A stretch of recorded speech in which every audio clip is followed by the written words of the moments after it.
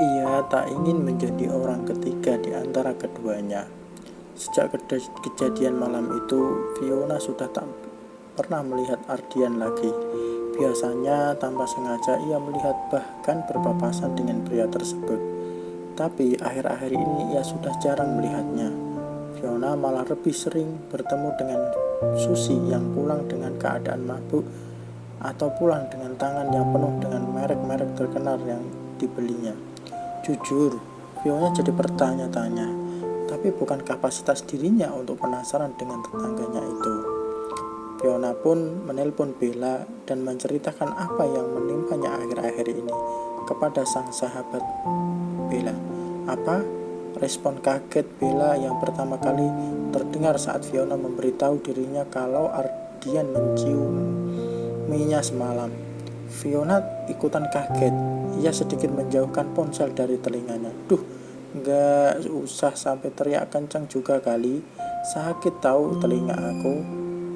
Bisa budek nih gara-gara kamu teriak kencang-kencang, ucap Fiona sambil mengusap-ngusap telinga kanannya. Sorry, refleks itu mah saking kagetnya. Kamu bercanda kan? Tanya Bella. Bercanda apanya sih? Aku serius, Bel.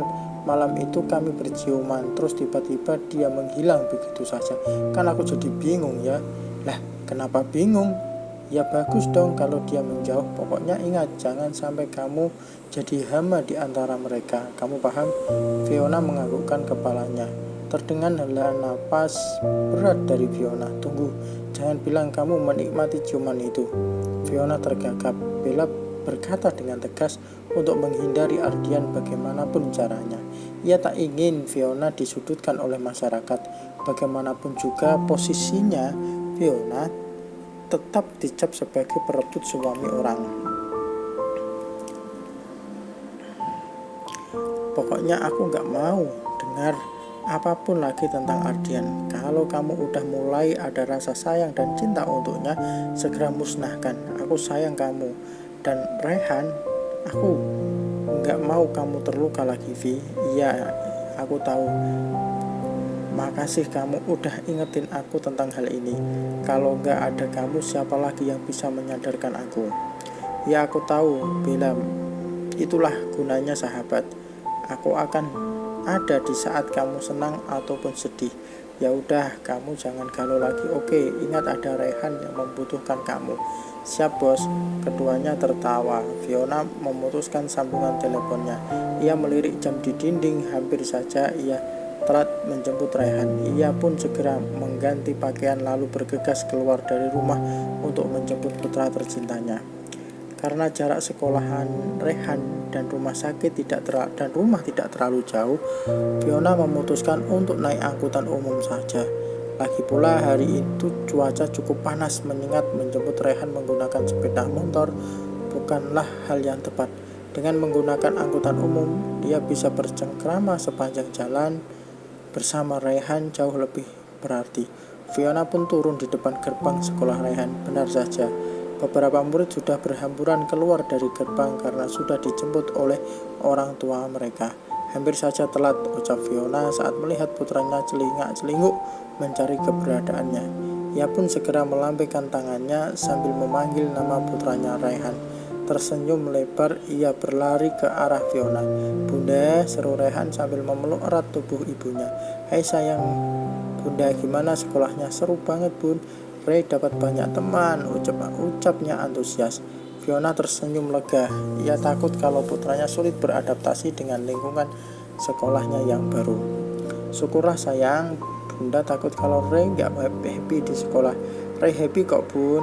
Iya sayang bu. Bunda bisa lihat kamu seneng banget. Pulang yuk, anaknya Bunda pasti udah kelaparan nih.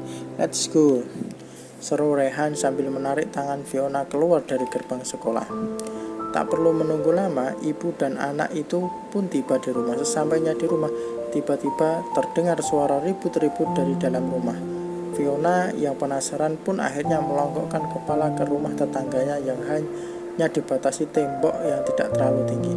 Rehan pun ikut-ikutan penasaran. Bunda, ada ribut-ribut apa ya di rumahnya Om Dokter? Tanya Rehan.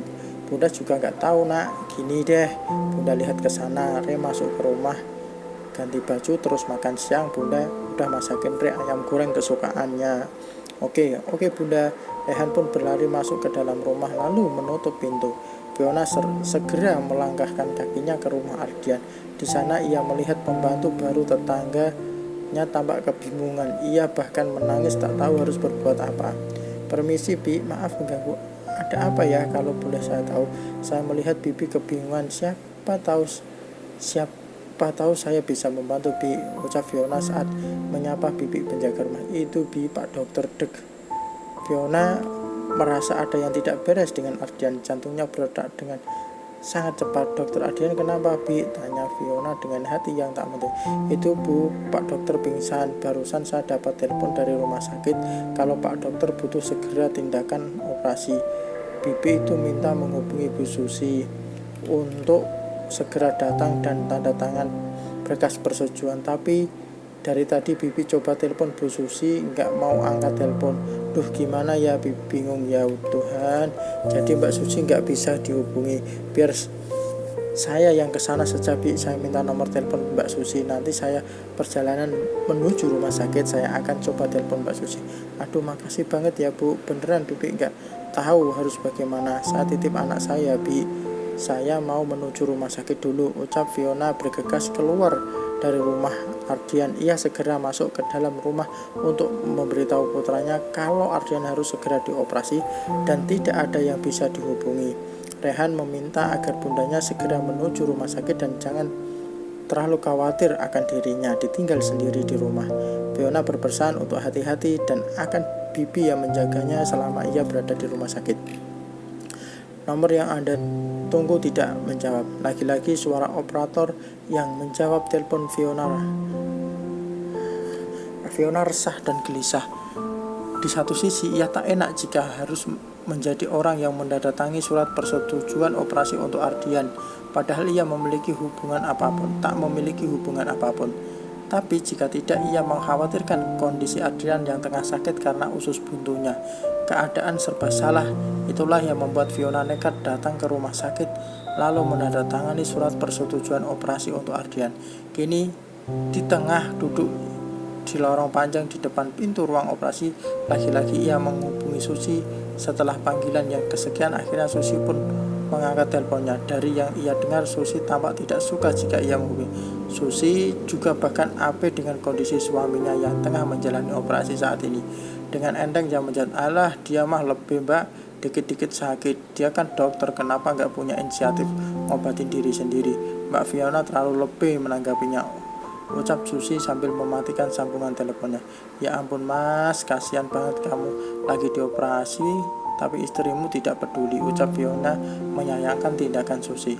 Karena tak ada yang menunggu, akhirnya Fiona memutuskan untuk tetap tinggal di rumah sakit hingga Ardian sadar.